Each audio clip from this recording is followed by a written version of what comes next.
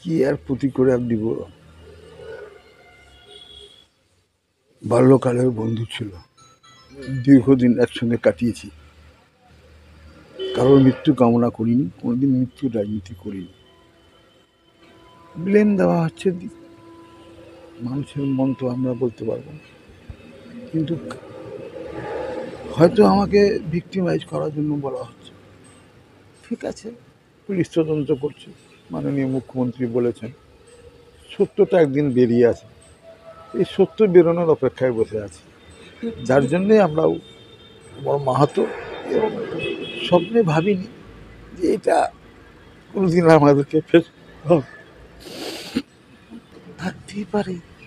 মানুষ মানুষকে সহ্য করতে পারছে না, বিভিন্ন রকমের হতে পারে। আমার দীর্ঘদিনের সাথী ছিল, একসঙ্গে অনেক দিন কাটিয়েছি, কোনোদিন ভাবিনি যে এই দিনগুলো আমাকে দেখতে হবে। আমিও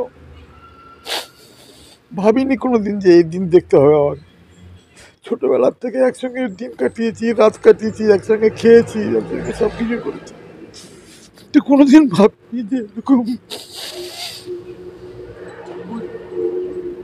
দেখুন, আমি এই ধরনের কোনো উত্তর দেওয়ার মানসিকতা আমার নেই। আমি বিগত দিন ধরে যাদের থেকে শুনেছি, আমি খুব ভেঙে পড়েছি এবং আমি মানসিক খুব কষ্টে আছি। আমি পারছি না এখন এই মৌসুমে নিজের সঠিক বুদ্ধি অ্যাপ্লাই করতে। আমার নিজেরই শরীর খারাপ, আমিও তাও কোনোভাবে দিন কাটাচ্ছি আর অপেক্ষায় আছি যে সত্যিটা বেরিয়ে আসুক। অবশ্যই চাই, আমিও চাই তদন্ত হোক, সত্যিটা উঠে আসুক। মাননীয় মুখ্যমন্ত্রী যে নির্দেশ দিয়েছেন সেই নির্দেশে পুলিশ প্রশাসনের উপরে ভরসা আছে, প্রশাসনের উপরে ভরসা আছে যে একদিন না একদিন সত্যিটা উঠবে। সত্যি কোনো দিন ঢাকা থাকে না, হয়তো সাময়িক ডেকে যাবে, কিন্তু সত্যিটা আসবে। আর আমিও চাই তদন্ত হোক, আসল সত্যটা উঠে আসুক, যারা নাসামি তারা ধরা পড়ুক। আমাদের এই এলাকায় যদি থাকে তাহলে নিশ্চয়ই আমরা চিনি, এবং শুধু আমি কেন, বাবলাও চিনতেন, সবাই চিনে। ওই যারাদের নাম আসছে তাদেরই কোনো ভাইটাইরা সবাই, ওরা কোনো আমরা তো কাউন্সিলর ছিলাম দীর্ঘদিনের, আমাদের সঙ্গে যাওয়া আসা ছিল, হয়তো দেখা গেছে হয়তো। এবার বাবলু যাদবকে আমি চিনি না, এটা কি আছে মাথায় পড়ে গেল। বাবলু যাদব, তাকে আমি ঠিক চিনি না। বাবলু যাদবের নাম আমি কোনোদিন শুনেও নি, বাবলু যাদবকে আমি কোনোদিন দেখিনি।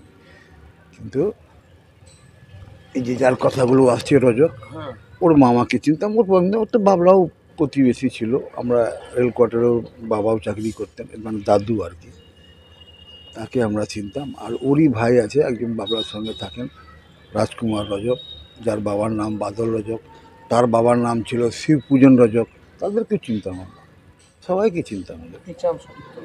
অবশ্যই চাই আমি, এবং আমি ঈশ্বরের কাছে প্রার্থনা করছি যেন খুব তাড়াতাড়ি এবং খুব অবিলম্বের জন্য ওদেরকে ধরে নিয়ে উচিত শাস্তি ব্যবস্থা করে।